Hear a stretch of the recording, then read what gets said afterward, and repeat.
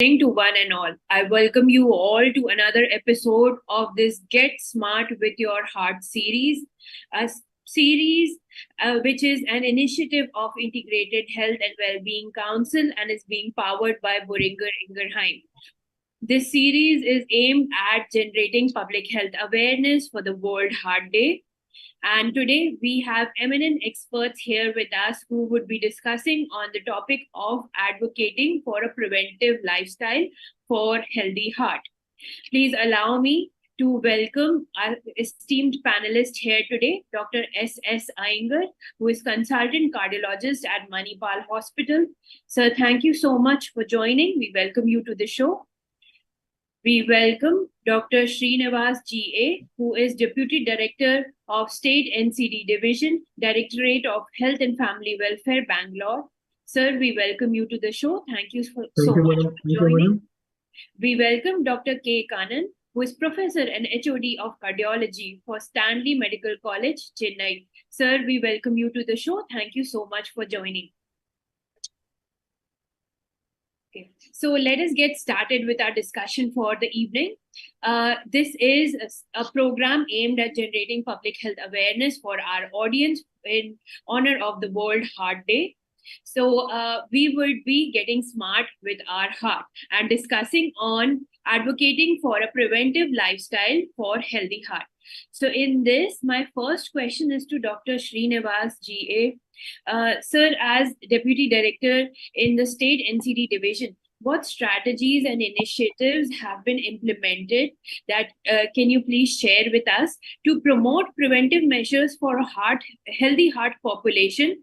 And what impact have these had on on reducing the prevalence of cardiovascular diseases in your area? Can you please help us answer? Thank you, madam, for offering me to join the VC. I am Dr. Srinivas, working as a Deputy Director in the Health and Family Welfare Department in Government of Karnataka. So we have got around 31 district hospitals are there, and 146 taluk hospitals there, and 207 community health centers are there. There the NCD clinics are set up by the Government of Karnataka with the help of NHM. So through them we are doing all IEC measures, and we are conducting NCD clinics for the awareness of the cardiovascular diseases and diabetes, hypertension, and stroke and everything, madam. We are doing the IEC through our NCD clinics and through our Gram Panchayat members. We are educating Gram Panchayat members, we are educating our local body members, we are educating our MLAs, MPs, and inter-department, we are doing awareness about the cardiovascular diseases, madam. This is the first step we are doing. If any symptoms comes, we have to go to the nearby hospitals and we have to take care of the personal health of the members. That is the first IEC we are doing it. Thank you so much, sir, for highlighting that. We will get back to you on questions along the lines. My next question is to Dr. K. Kannan. Sir, as you represent Stanley Medical College, being HOD of Cardiology, what proactive measures and educational campaigns have you found to be particularly effective in encouraging a preventive lifestyle amongst patients and the community for a healthy heart? What have you seen working the most so that the audience, our doctors that are watching, as well as our community members that are watching, can adopt similar factors? Can you please unmute, sir? Stanley Medical College is an urban hospital. So what we see patients are mostly urban poor, because we are seeing most of the patients there are working in factories or they are having small jobs. So this group of patients face multiple challenges. The economic challenges, the risk factor is a very big challenge because of the faulty diet. And we cannot, not only that, the most important thing is that the access to health care now significantly improved, but still there are they need little more personal attention as well. The government of Tamil Nadu has taken a fantastic initiative. We call it as a MTM, or the Makkale Thedi Marthuvam, that is taking the drugs, the medicines to the poor, to the doorstep. So the corporation and the other hospitals in the city are robustly involved in the detection of diseases like diabetes, hypertension. And now they have reached 1 crore households in Tamil Nadu. And that has given drugs for diabetes and hypertension at the doorstep free of cost to all the people. So this is a very big step in the preventive cardiology aspect, because they're all manual laborers, and 1 day of labor, it will be very difficult for them to leave and come and collect the drugs. So when the drugs are given on the doorstep, that has gone a big way in prevention of cardiac diseases. As a department point of view, we have a separate hypertension clinic, which is done by the medicine and cardiology departments. There's a separate department for diabetology, and there is also a master health checkup oriented to the diabetic patients. So where the patients are detected and their echo is being done as a routine protocol. So we are able to pick up cardiovascular disease early. And then we also have specialized clinics. Every day we have a specialized clinic where these patients are segregated and they evaluated and advice given. And there are diet counselors who do that. So it's overall it's from prevention to intervention. It caters to all. So we are seeing all categories of patients, and we are doing our best to improve the preventive cardiac health. Thank you so much, Dr. Kanan. My next question is to Dr. Iyengar. Sir, you have ample experience in the field of cardiology, and I am sure you swear by prevention being better than cure when it comes to heart health. So, sir, what are the key areas in preventive cardiology that needs focus on? What would be your advice to all the budding cardiologists that are watching, all the patients that are watching this show, to prioritize preventive lifestyle so as to protect their heart from any future diseases? What would be the key focus areas as per you, and what advices you would want to give? Dr. Iyengar, over to you, sir. Sir, are you able to hear me? Okay, I believe there is some network issue at Dr. Iyengar's end, because his video is frozen to me.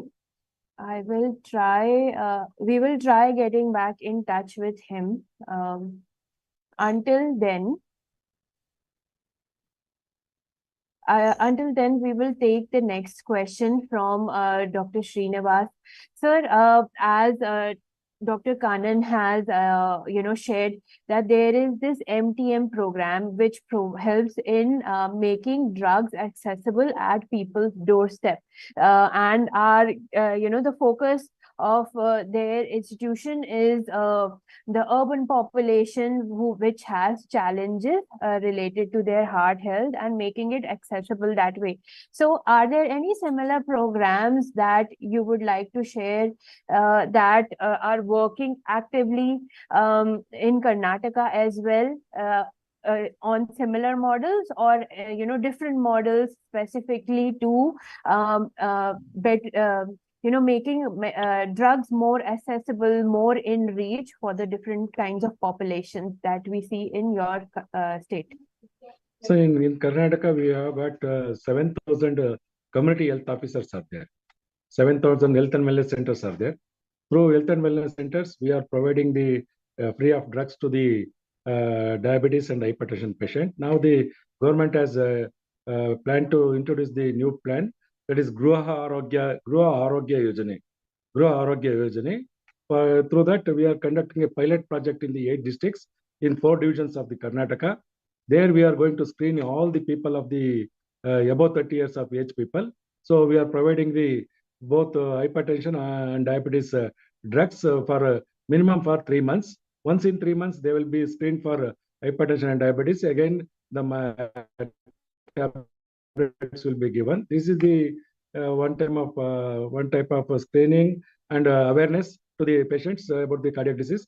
In the taluk hospitals, we have got a STEMI clinic.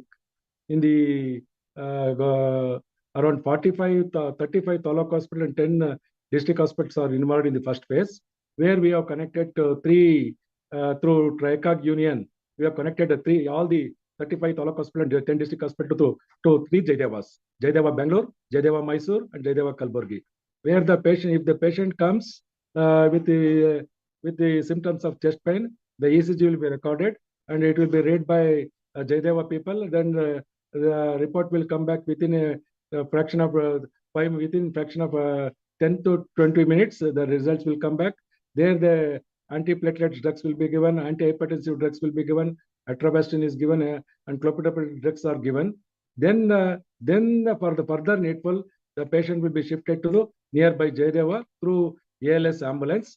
There the physicians, staff nurses, and ALS ambulance drivers and staff nurses in the ALS ambulance, they are trained by the Jaydeva people in all the 3 divisions of Bangalore, Mysore, and Kalburgi. So now we are introducing. Before that, thrombolytic agent was the streptokinase was the thrombolytic agent. So in the government section, now we are procuring 1080 plus 30 mg and 40 mg.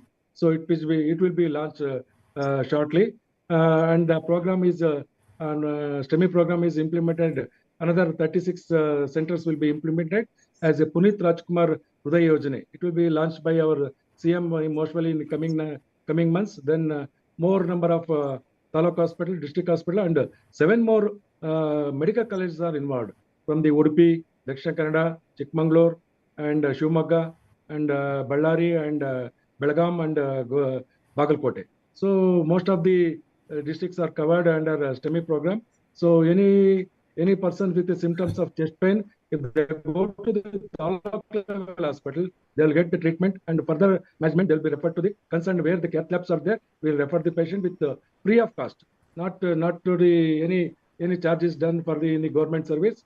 So we are doing at APL or BPL, we are doing free of cost. This is the program we are running it.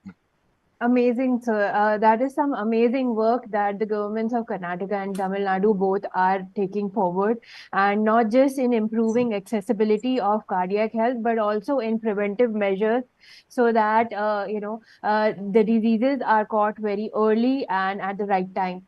The next question is to Dr. Iyengar. We have him back at the show. Sir, welcome back. Are you able to hear us? Yes, Can you great. hear me? Yes, sir, we are able to hear you. The next question is dedicated towards you. Sir, as you have ample experience in the field of cardiology, I am sure you swear by preventive lifestyle and advocating this preventive lifestyle to all your patients with, for good heart health. So can you please emphasize to all our viewers how important is, taking preventive measures, how important it is to keeping your heart healthy, and also some of the steps that you would like to recommend to all the viewers that are watching to take, so that they are not intentionally doing any activities or aggravating any risk factors. Over to you, sir. So we are not able to hear you.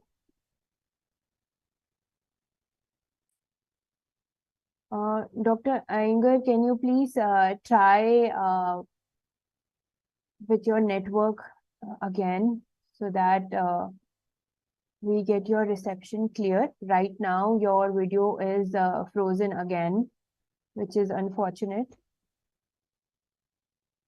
Okay. I will take next question from Dr. Kanan till then, but yes, and we will try that when Dr. Iyengar joins, we will take his question so that we are able to get his views. Okay. Dr. Kanan, as you were sharing these different brilliant initiatives that the Karnataka government is taking forward in the NCD division, can you please help us understand if there are any particular traits that you see when it comes to heart health or cardiac care in your state that are specific to the state due to any cultural reasons or any lifestyle factors, or are the incidences of different cardiac diseases similar to that we see of the overall country, or do they vary from region to region a little bit? Can you please throw light on that? Can you please unmute yourself, sir? See, if you see the south and the north, the most important thing is the south has got a rice dominated diet or a starch carbohydrate dominated diet. So you see the incidence or the prevalence of diabetes in south is higher than what we see in the north. That's one. Second, if you see overall cardiovascular disease also, in the south, the profiles are different compared to the south, and the east are different from the north because of the diet patterns, and it's totally different from the southeast and what we see in the north. Second, what we see in our population, especially because of the more prevalence of diabetes, the coronary disease also, we see multivessel disease in the south because of the prevalence of diabetes, which predisposes to multivessel coronary disease.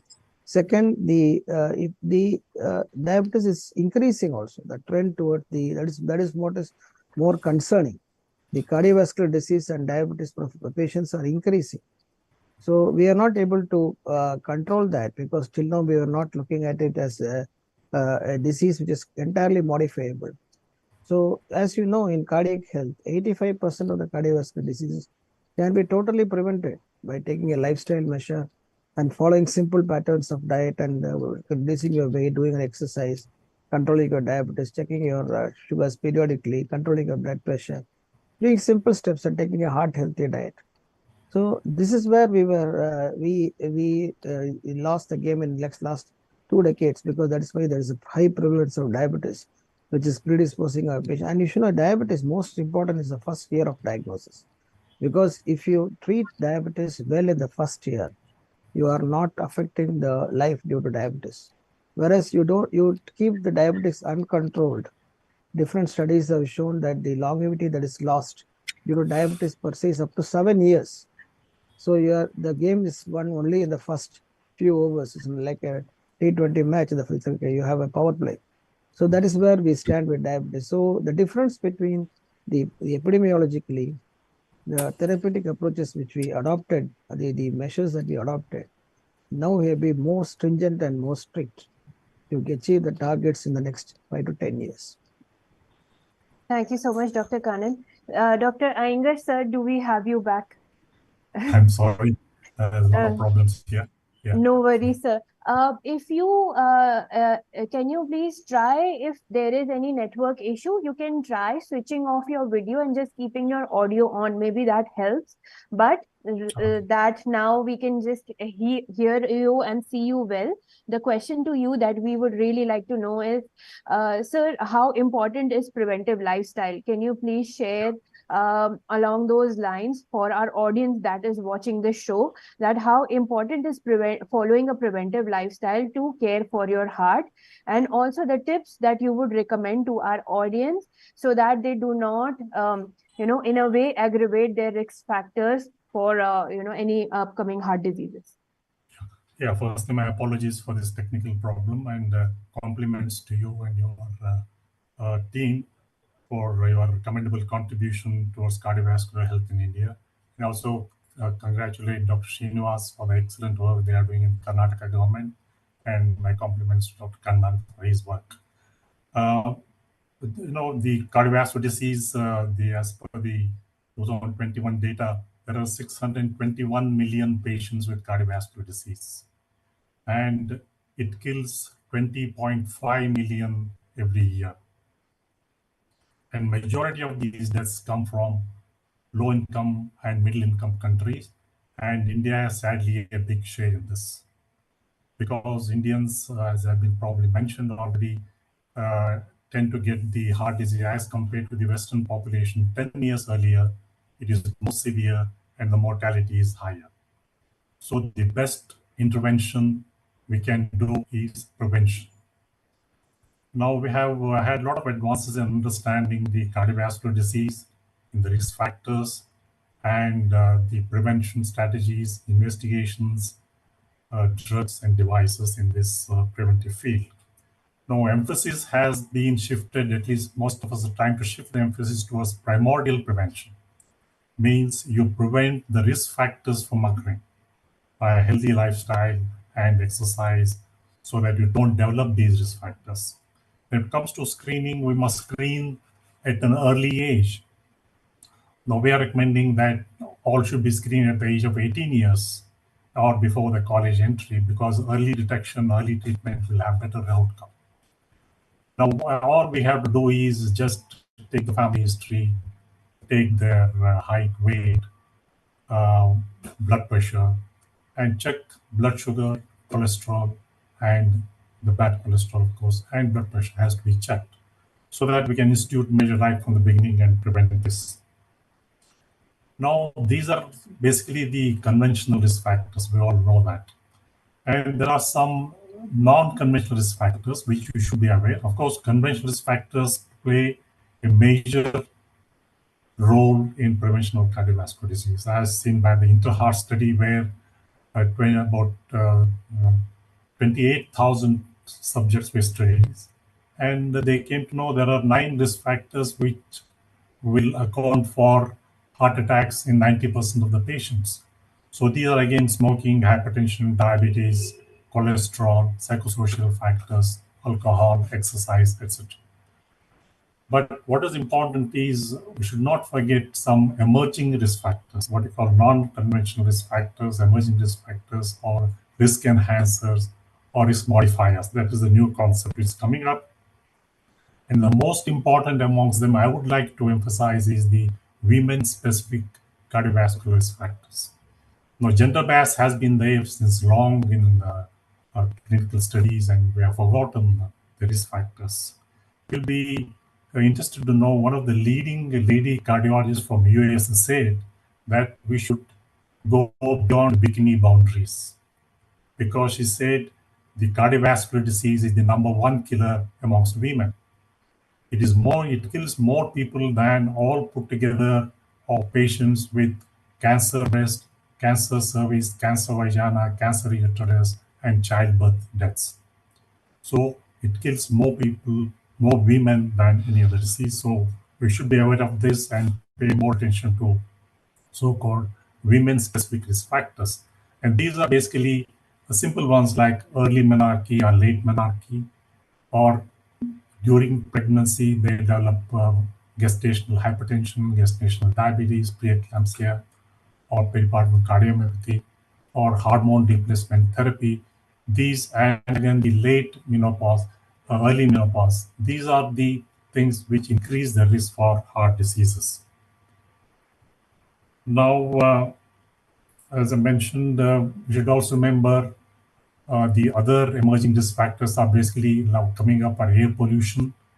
Then you've got the liver diseases like non-alcoholic fatty liver disease, then rheumatoid arthritis, then cancer, chemotherapy. These are various diseases which are coming up, but we should not lose track of the major risk factors and don't forget women-specific risk factors.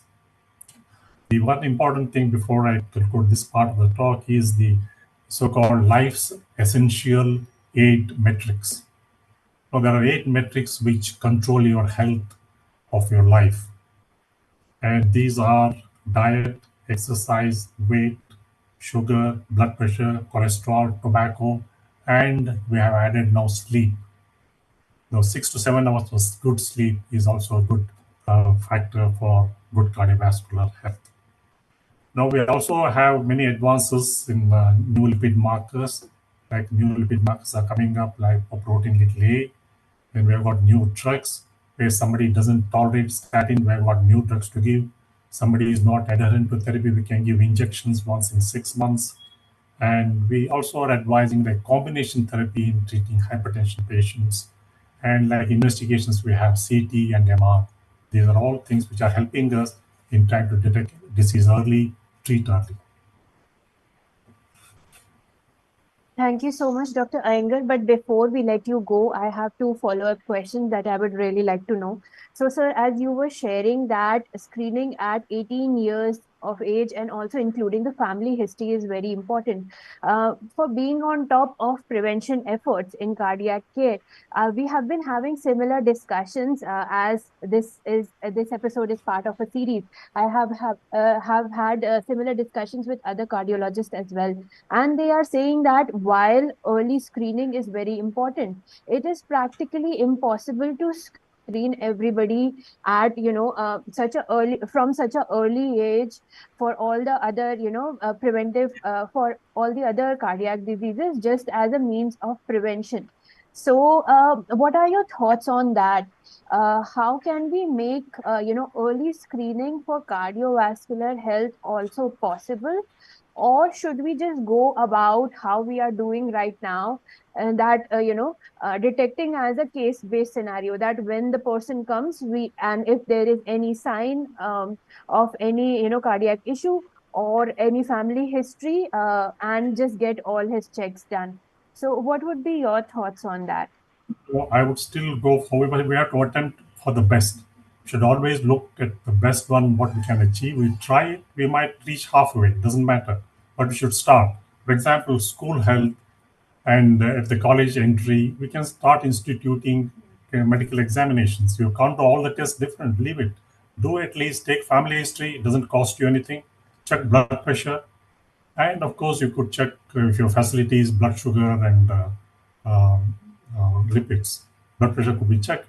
You can check his weight and see his overweight, you can advise. So we should aim at the best, try to achieve the best. All right, we might fall short of it, but it doesn't matter. We should continue our efforts. And there are many other places where you can do this screening. For example, many hospitals are holding camps. They go to the schools that can be taken advantage of, or you approach the local societies, medical societies, they will help you. And the hospital itself, at individual level, when a patient comes to you, don't look only the patient, take the family history and take the tell him that if you have got a heart attack, please get your children checked, or your first degree relatives checked. So there are small things we can add, cumulatively we can do this effort. But as I always feel, we must try and achieve and try to look for the best. Doesn't matter if you fall short of it, but we must be at it. Thank you so much, sir. Another question for you, following the discussion that we were having, is you shared that women-specific risk factors are also need to be prioritized, as cardiac diseases in women are also on the rise. So, sir, how common is heart-related issues amongst women when it comes to the real-world scenario in India? How many? What would be, from your experience of so many years in cardiology, how is it really rampant to have women with cardiac diseases? Not comparing them to male cardiac disease prevalence, but women's cardiac diseases compared to women's other health issues. As I told you, the number one killer amongst women is cardiovascular disease. So it is much more than other diseases. Of course, they have a lower incidence, lower prevalence than men, because they are protected to some extent during the reproductive period till the menopause. They are protected. But if that particular individual has diabetes or hypertension or high cholesterol, they come more or less at the same risk as men. So it is a misconceived notion that women don't get heart disease, but it is more common than other diseases. And there is number one killer amongst women, which many women are not aware of it. So we must be clear. Now we are seeing, of course, we see the lifestyle of women also has changed. They are entering to various fields now. And there is, unfortunately, is limited, and the stress is increasing. So these are some of the factors which are contributing. And the hormonal, the contraceptive pills use has increased.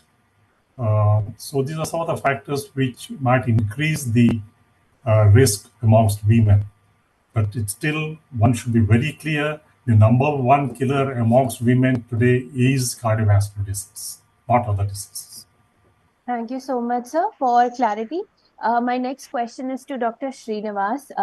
Sir, can we have the next question from you? I believe you are a little occupied, but we would really like to know one thing from you, that as Dr. Iyengar shared, that many non-government organizations and hospitals can do camps to reach out to analyze and prevent cardiac diseases before they arise and screen the population. What role do you see community-based interventions playing in advocating for a preventive lifestyle for a healthy heart?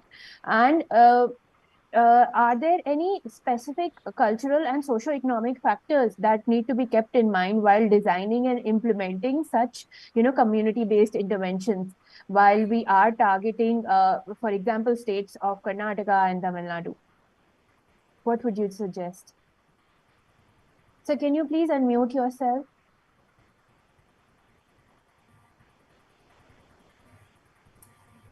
You have to unmute, sir. Yes. Yes, sir. Please continue. Yes, madam.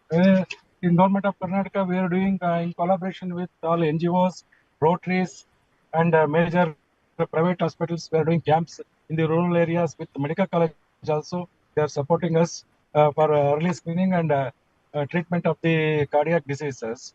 So we are going MOU with most of the agencies like Rotary and medical colleges to do this cancer, to do the cardiovascular disease screening throughout the Karnataka government. Thank you so much, sir. My following question is to Dr. Kanan. Sir, could you share some insights on how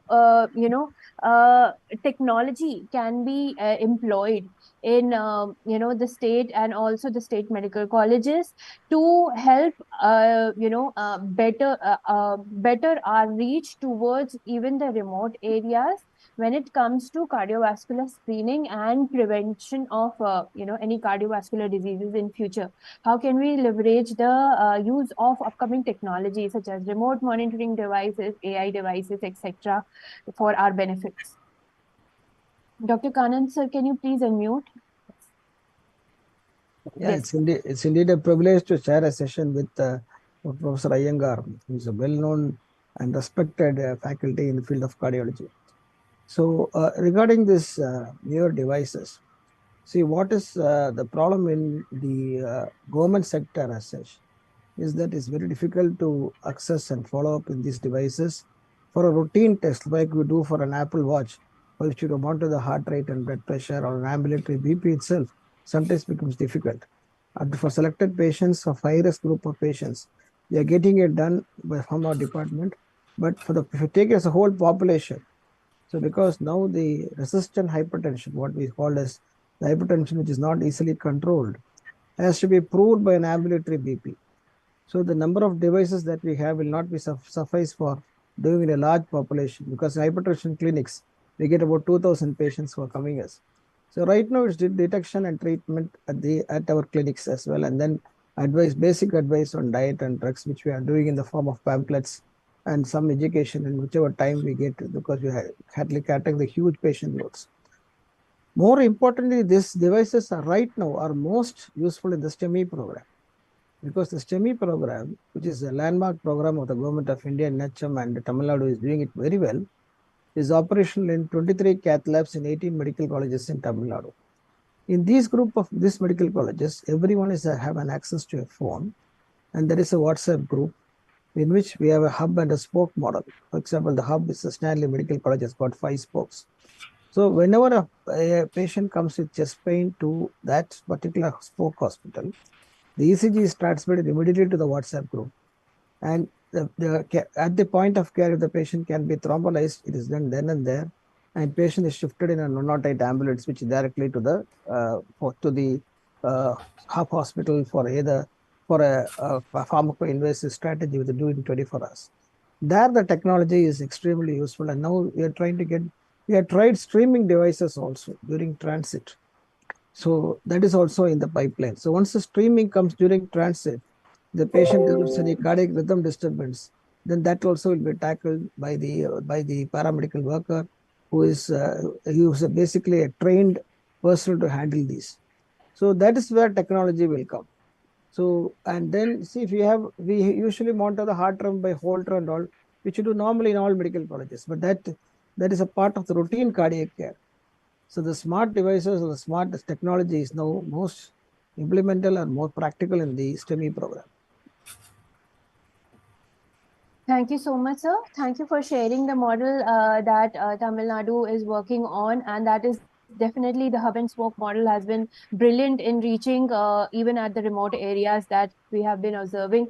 My next question is to Dr. Iyengar. Sir, as Manipal hospitals have been at the forefront of technology related to healthcare ever since, and are also advancing in terms of all their technology and devices and methods for disease detection and prevention.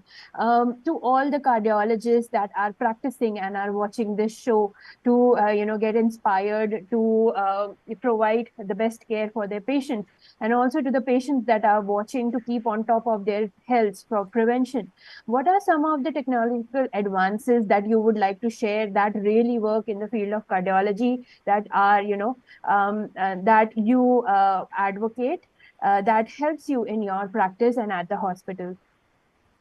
Yeah, interestingly, I think we should go back to the COVID era briefly. And, COVID has changed the conversation about the value of remote monitoring. And, it has accelerated the adoption and acceptance of remote monitoring. What we wanted to achieve in 10 years, it was achieved, understand, in 1 week during that period. Now, what does remote monitoring? It does to collect the data from the patients or subjects remotely and transmit to the centers. So it is technologically a straightforward issue. And you can collect from the subjects or the participants, their symptoms. It can collect their weight, their physical activity, their blood pressure, pulse, respiratory rate, ECG, oxygen saturation, and even the sleep duration. And all this could be done with wearables, that is either the patches or the watches, as Dr. Kannan was mentioning. Now, once we get this information, then we can reinforce the patient adherence to the treatment, and we can modify the dose or the drugs. And if anything urgent we see or semi-urgent, we can arrange a quick visit to the consultant next. Now, if this is combined with home delivery of medicines, then that completes the loop. So you monitor, then you treat. That's the complete loop. But there are, the World Heart Federation has brought out a nice document on digital health intervention recently.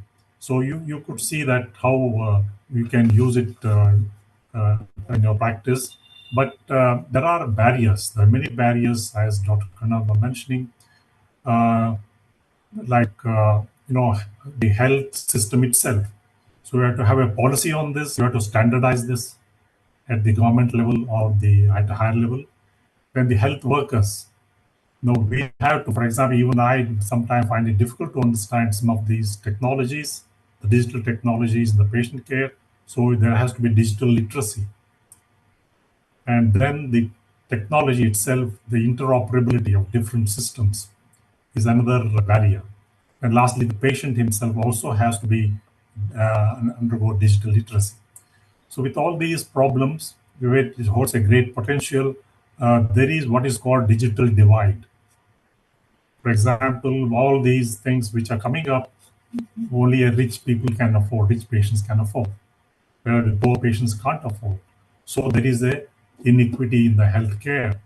So this has to be kept in mind before you introduce in a large scale. We see that it should reach the foremost areas.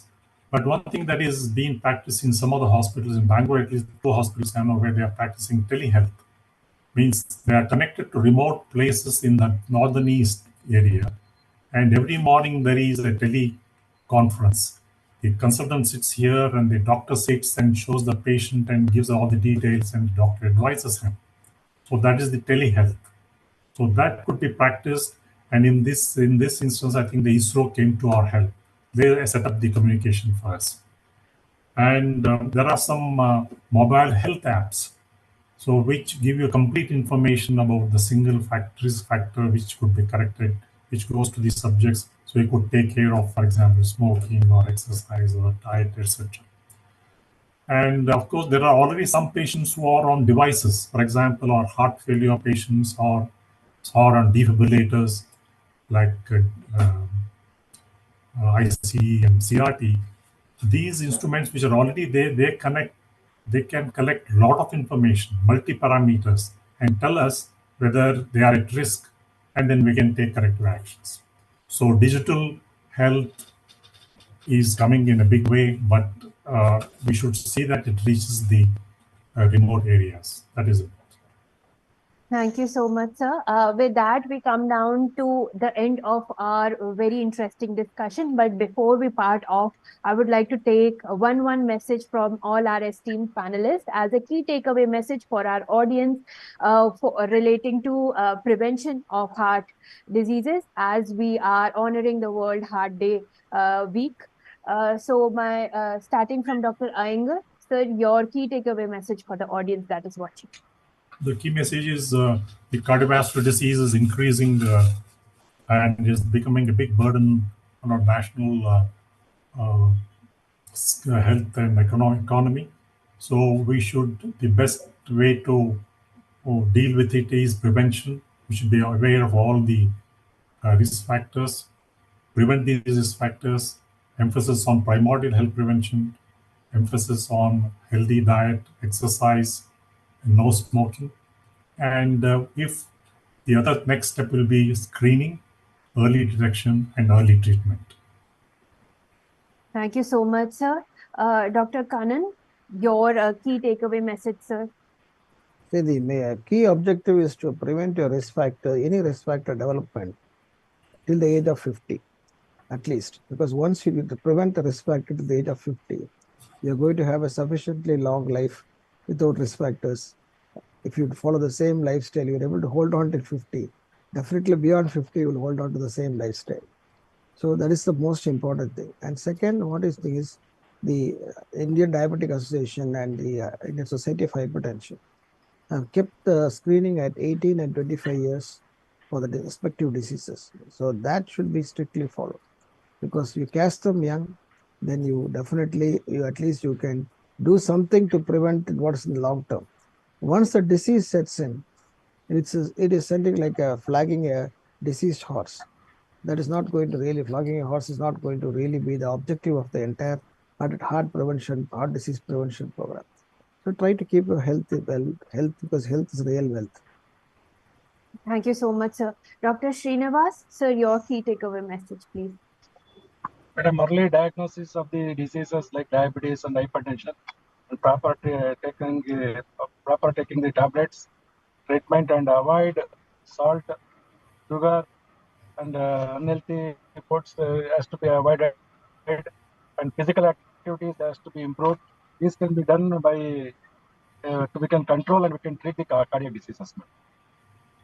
Thank you so much. With that, we come down to the end of a very insightful session. I would like to thank all our eminent panelists for taking out time from the busy schedule and imparting us with wealth of knowledge and information. It was indeed a privilege. Thank you, Dr. S.S. Iyengar, Dr. K. Kannan, and Dr. Srinivas G.A.